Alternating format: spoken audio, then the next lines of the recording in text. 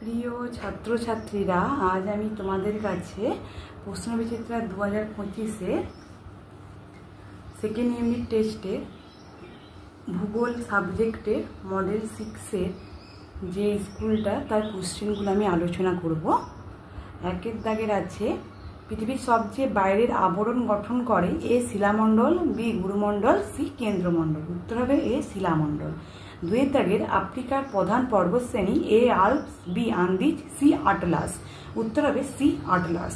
তিনের দাগের, বেতার তরঙ্গ প্রতিফলিত হয় এ মেসোস্ফিয়ারে, বি থার্মোস্ফিয়ারে, সি স্ট্র্যাটোস্ফিয়ারে। উত্তর হবে বি থার্মোস্ফিয়ারে। চারের দাগের, পৃথিবীর দীর্ঘতম হিমবাহ A Lambert, B Hubbard, C Mount Erebus.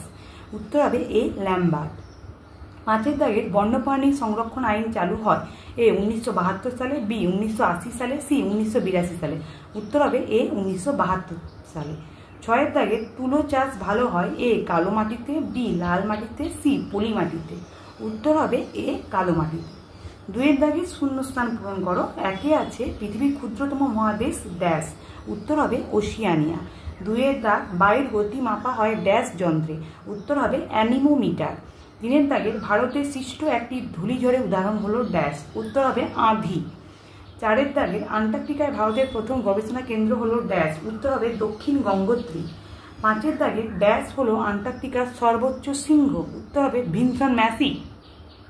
ছয়ের দাগের, গুজরাটের গির অরণ্য ড্যাশ বিখ্যাত। উত্তর হবে সিংহ। তিনের দাগের, বাম দিকের সঙ্গে ডান দিক মিলিয়ে লেখো। একে আছে বায়ুর চাপ, তার সঙ্গে ডান দিকে যে উত্তরটা হবে সেটা হচ্ছে 14 ব্যারোমিটার। দুয়ের দাগের, ম্যালেরিয়া, তার সঙ্গে হচ্ছে মিলবে ডান দিকে সিংকণা। তিনের দাগে আছে বার্ডমোর, তার সঙ্গে হচ্ছে মিলবে ডান দিকে হিমবাহতে। চারের দাগে শীতলতম স্থান, তার সঙ্গে হচ্ছে মিলবে ভস্টক। পাঁচের দাগের, বায়ুর আর্দ্রতা, তার সঙ্গে মিলবে হচ্ছে হাইগ্রোমিটার। ছয়ের দাগে আছে বায়ুর উষ্ণতা, তার সঙ্গে হচ্ছে মিলবে থার্মোমিটার। সাতের দাগের আছে রেসার পিন, তার সঙ্গে মিলবে হচ্ছে সর্পগন্ধা।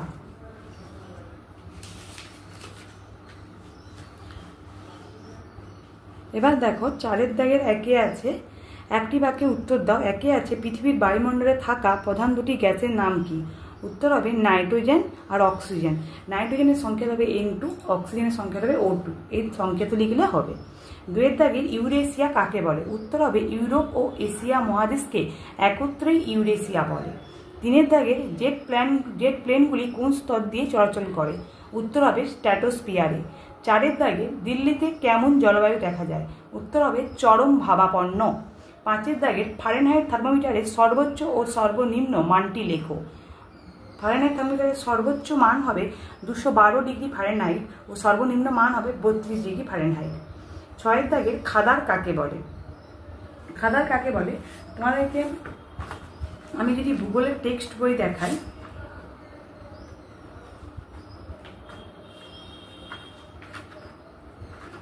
ভূগোলের টেক্সট বই তোমাদেরকে আমি দেখাবো খাদার কাকে বলে। দেখো, পেজ নম্বর 84-তে টেক্সট বইয়ে যে খাদার কাকে বলে আছে, ভারতের নদী তীরবর্তী উর্বর নবীন পলিমাটিকেই খাদার বলে। এটা লিখলেই হবে, যেহেতু 1 নম্বরের কোশ্চেন। পাঁচের দাগে, নিচের প্রশ্নগুলি উত্তর দাও। প্রথম কোশ্চেন আছে, নীল গ্রহ কাকে এবং কেন বলা হয়? এটা আমি টেক্সট বইয়ের 33 নম্বর পেজে, দেখো নীল গ্রহ কাকে বলে, এখান থেকে এতটা পর্যন্ত লিখলেই হবে। তোমরা অবশ্যই বাড়িতে মুখস্থ করে নেবে। দুয়ের দাগের আছে, পার্থিব বিকিরণ কাকে বলে? যেটা দেখো, এই যে এখান থেকে প্রথম থেকে, এই যে পার্থিব, প্রথম থেকে না লিখলেও হবে তোমাদের। এটা যে সৌর বিকিরণকে 100% ধরলে তার মাত্র 51% ভূপৃষ্ঠকে উত্তপ্ত করে, তাই একে বলে কার্যকরী সৌর বিকিরণ। এরকম করে এই পুরোটা, এই পার্থিব বিকিরণ এতটা পর্যন্ত লিখতে হবে, শুধু এইখান থেকে এতটা পর্যন্ত। এটা তোমরা বাড়িতে অবশ্যই মুখস্থ করে নেবে।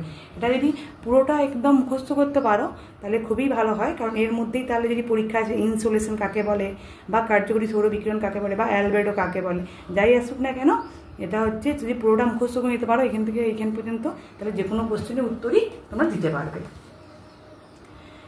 তারপরে আমি তিনের দাগের কোশ্চেনটা দেখবো। তিনের দাগের কোশ্চেন আছে, কি আছে না, মৌসুমী বায়ুর দুটি বৈশিষ্ট্য। তাহলে মৌসুমী বায়ুর দুটি বৈশিষ্ট্য আমি এই যে টেক্সট বইয়ের পেজ নম্বর 81-তে এই যে মৌসুমী বায়ুর বৈশিষ্ট্য আছে দেখতেই পাচ্ছ তিনটে, এই তিনটে পয়েন্ট লিখলেই হবে, তোমরা অবশ্যই মুখস্থ করে নেবে।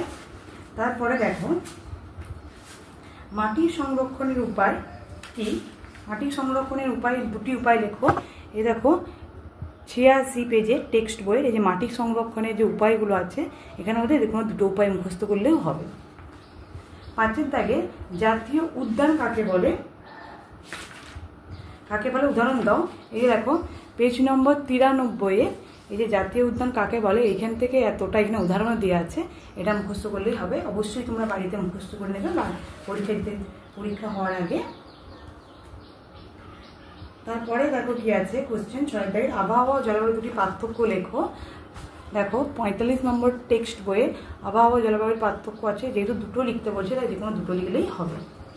6 দাগের কি আছে দেখো, পৃথিবীতে কয়টি তাপমণ্ডল আছে ও কি কি? প্রতিটি তাপমণ্ডলের চিত্র সহ ব্যাখ্যা করো। এটা পেজ নম্বর 52-তে টেক্সট বইয়ের এই যে পৃথিবীর তাপমণ্ডল কয়টি দেখো 3টে ভাগে ভাগ করা যায়, আর এই যে কী কী তার প্রতিটা যে ব্যাখ্যা আছে এটাও মুখস্থ করবে, আর এই ছবিটা তোমাদেরকে আঁকতেই হবে। 2 দাগের আছে দেখো ভারতের জলবায়ুতে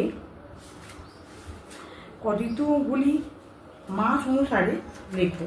তাহলে ভারতের জলবায়ুতে যদি ঋতুগুলি মাস অনুসারে লিখতে বলেছে তাহলে দেখো কোনগুলো লিখবে। এই যে দেখো এই যে গরমকাল, এটা পুরোটা লেখার দরকার নেই, যেহেতু ঋতু বলছে তাই গরমকাল লিখবে, আর মাস অনুযায়ী তার মানে মার্চ থেকে মে।